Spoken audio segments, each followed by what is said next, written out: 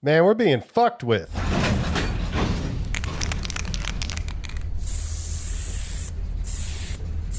Look at the fucking synergy between these industries. You got fast food, and you can even add like shitty food, like fucking breakfast cereals and shit, processed food, all kinds of just garbage food.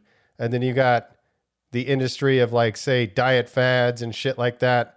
And then you got the pharmaceutical industry, and now you have delivery services. So you don't even have to fucking leave. I mean, you've always been able to order pizza and like Chinese food and shit, but now you can just fucking get any kind of food you want. So think about this.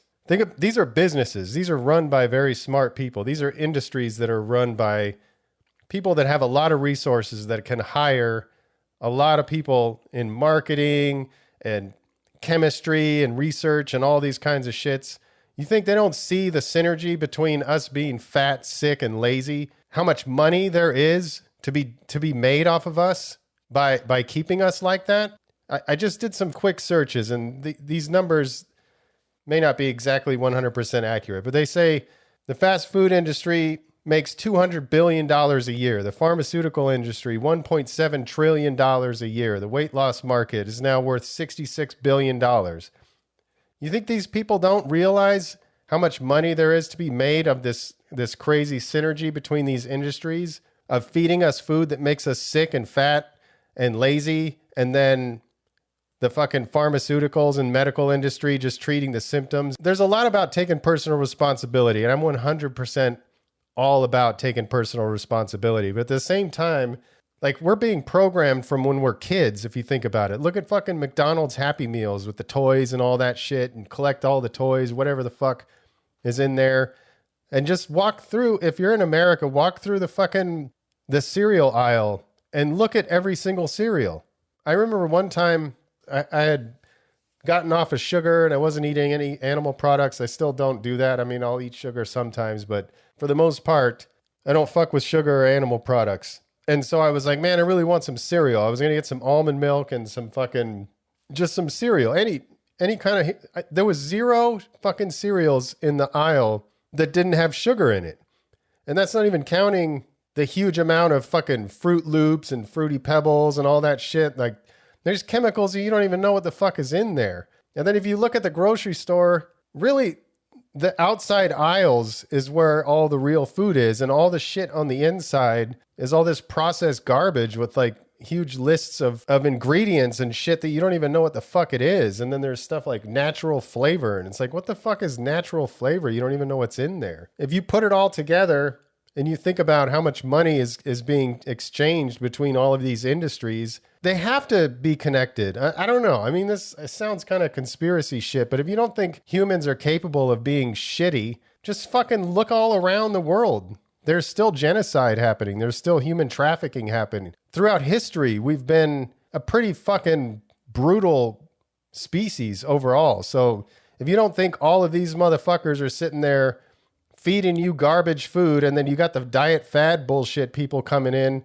oh, you know, you don't feel like working out or eating healthy? Don't worry. Just strap this fucking thing and it'll electrocute the fat right off of you. Or come in, we'll just suck the fat right out of you. No problem. You don't have to do shit.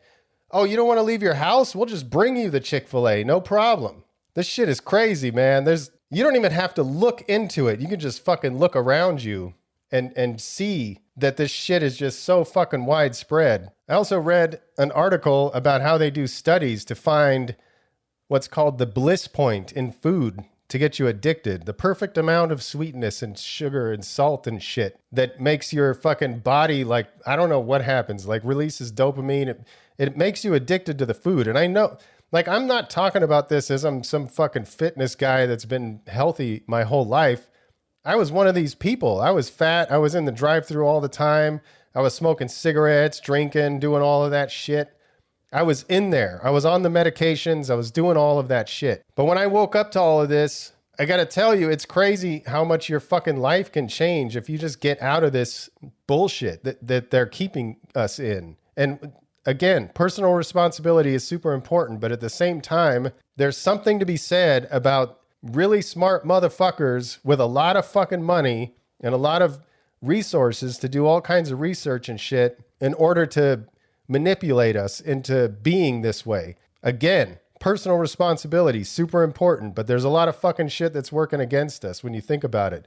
They're hiding sugar and all kinds of shit in foods that you wouldn't expect. So you get something that you think is healthy, and there's actually bullshit in there. This is intentional practice that they do to get you hooked on this crappy food. And now, if you're listening to this in the future, I'm talking about this in 2021. So we have a specific fucking thing happening right now that 78% of the people in the hospital because of this shit are overweight or obese, yet we're still getting more and more obese. Like, how does that happen? How does it happen that, and this is where the fucking media has got to be involved too, because let's just look at this shit that we're in right now. 78% of the people in the hospital due to this thing, and this is on the CDC website, look it up. They're in there because of complications, because of obesity, which is one of the biggest comorbidities of this shit. And we've known this the whole time. We've been in this shit for almost 2 years, like a year and a half now. 52 weeks a year, that's 78 weeks. You can healthily lose 1 to 2 pounds a week. So at minimum, you could have lost 78 pounds. I'm not saying you, I'm just saying us in general. There's no reason why we shouldn't be getting healthier, especially with this scare right now. 78 pounds if you lose 1 pound a week, 156 pounds if you lose 2 pounds a week. This is a year and a half is a life-changing amount of time. So think about if these industries see that we're not even willing to get our shit together in the face of this thing, they're sitting there fucking rubbing their hands together. They're like, we got these motherfuckers. This is not going to be a problem for us to keep this fucking shit show going for however long.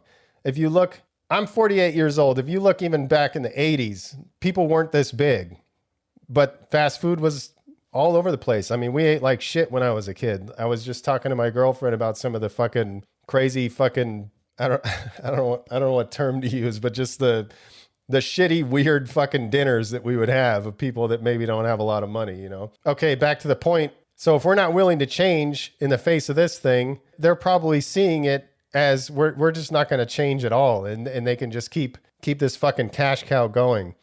In addition to that, when you talk about the media, you're seeing all of this shit like stay healthy, wear a mask, stay healthy, get this shot. How much fucking shit do you hear anybody saying stay healthy, eat healthy food, stay healthy, get some exercise, stay healthy, get out of the fucking drive-through? There's no messaging that's talking about that. Why do you think that is? There's no fucking money in keeping us healthy. The diet industry would collapse if we were all fit. There would be nobody to buy their shit. The fast food industry would collapse if we didn't fucking want to eat that crap.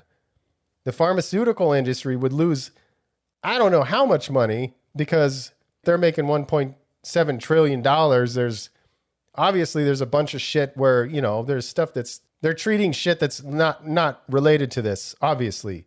But if I think it's like 40% of us are overweight or obese, how much of that 1.5 trillion is going towards that? How much money would they lose if we just fucking got healthy and stopped fucking buying into this bullshit and stopped fucking supporting these companies that put out these foods they're targeting your kids with this fucking cartoon characters on these shitty boxes of cereal that's like, read the ingredients on that shit. You're going to give that shit to your kids? Like, and I'm not hating on anybody. I fucking grew up on all that shit. But once you start to fucking realize what the hell's going on, it becomes easier. And I know food addiction is a real thing. And as we were talking about the bliss point and all that shit, these motherfuckers know how to get you addicted. I know if I slip off track and eating good, and I start eating sugary shit, vegan donuts or whatever the fuck it is, I know the next day I'm going to want to eat that again because there's some shit in there. There's some shit that makes you want to eat that again. I understand that, but we got to get out of this fucking cycle. We got to stop feeding into this shit.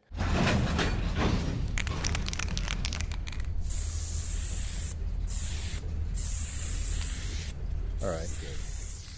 Appreciate each and every one of you guys who are supporting the cause and continue to spread the love. And stay up.